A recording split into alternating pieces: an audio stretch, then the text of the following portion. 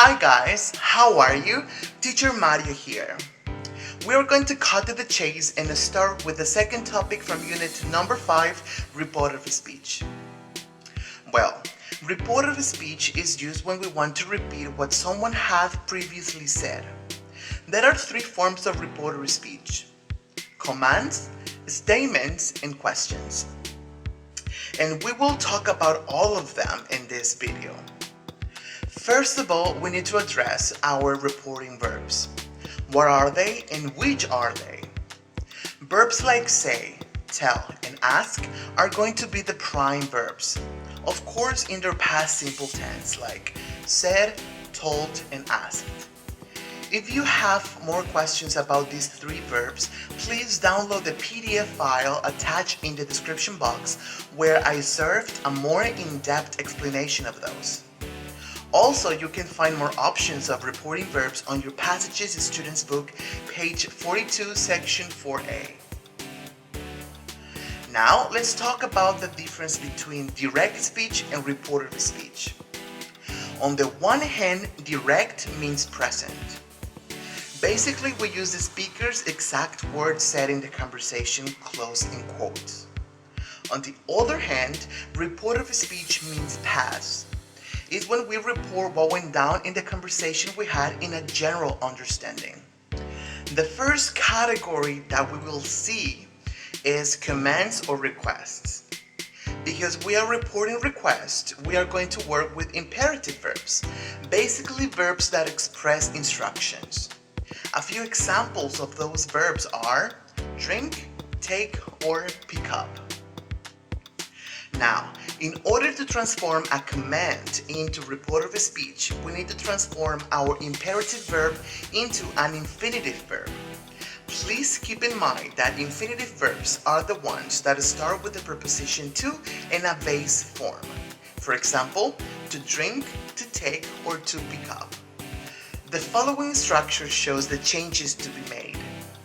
Subject plus reporting verb plus infinitive plus complement. Subject, the person who asks you to do something, plus our reporting verb, plus our infinitive verb, and at the end, our complement. Now, let's see some examples. Number 1.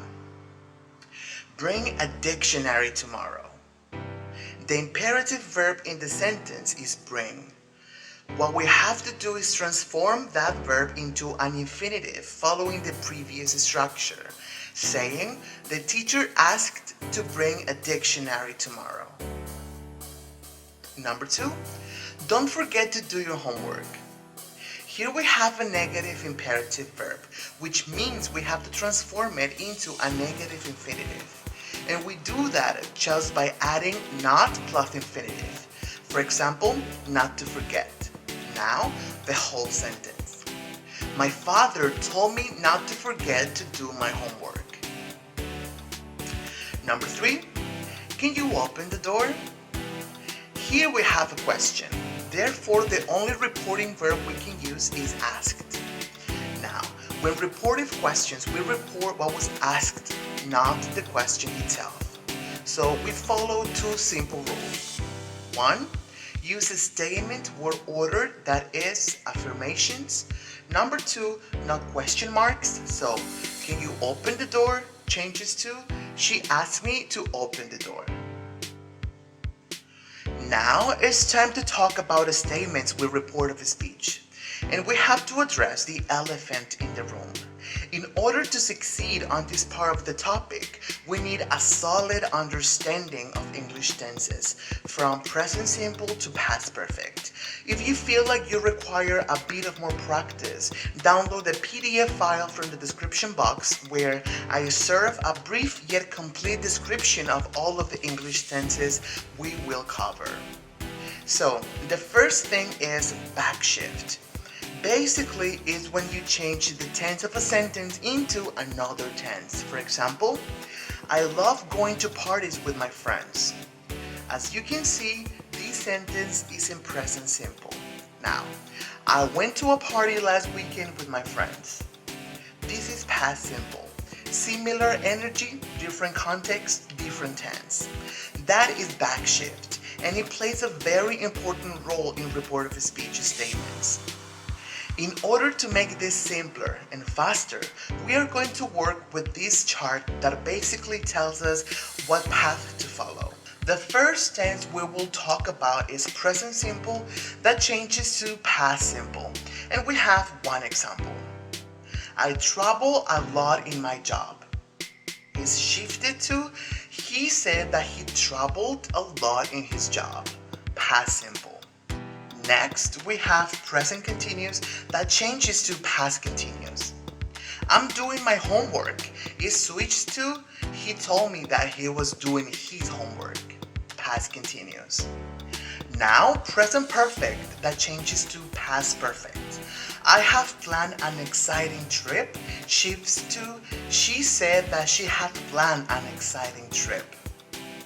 The following tense is present perfect continuous that changes to past perfect continuous. I have been waiting for an hour. It switched to he said that he had been waiting for an hour. Past perfect continuous. Next, past simple changes to past perfect. I saw Helen at the party is shifted to she said that she had seen Helen at the party. Now, will changes to would. She will invite John to the wedding. It switched to she said that she would invite John to her wedding. So, will is changed to would.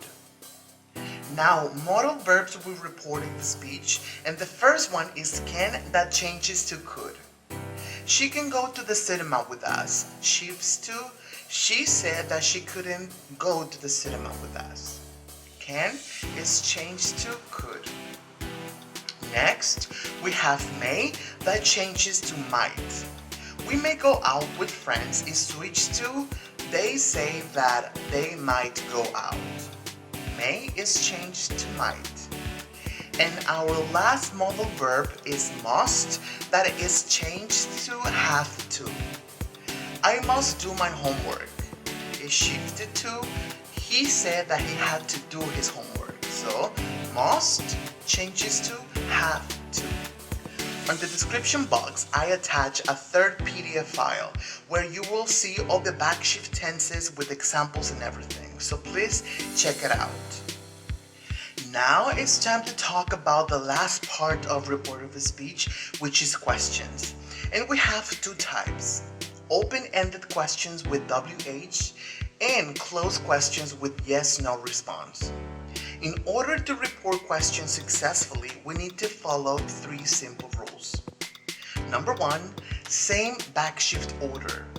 If the question is in present simple, the reported question should be in past simple and so on. Rule number two, a statement word order. Auxiliary verbs like do, does, did are not needed in reported speech because we are not making a question. We are sharing what was asked. Number three, no question marks. Again, because we are not making a question. We are reporting information. And therefore, the only reporting verb we can use is asked. Now let's focus on WH questions. The first one is, where do you live? This question is in present simple, so I know its backshift is past simple. So I apply the three rules and I say, the police asked where I lived. Question number two, when did you lose your homework?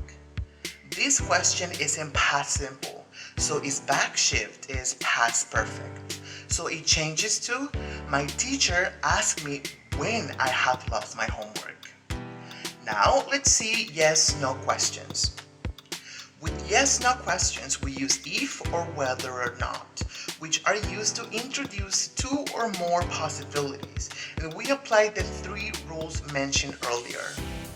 The first question is, do you study English at school? The response to that question is yes, I study, or no, I don't study English at school.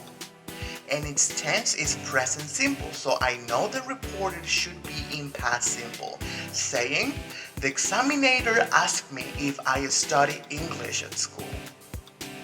The second question says, does she have my phone number? Here the question's tense is present simple as well, so I need to change that into past simple, saying, he asked me whether she had my phone number or not. The word whether is flexible. It means it can be together or it can be apart at the end of the sentence. I can say, he asked me whether she had my phone number or not, or he asked me whether or not she had my phone number. Please make sure you practice, and if you encounter any problem or you have any doubt, let me know down on the comment section. Thanks for watching. Don't forget to subscribe and hit that notification bell so you don't miss any future lessons. See you on the next topic.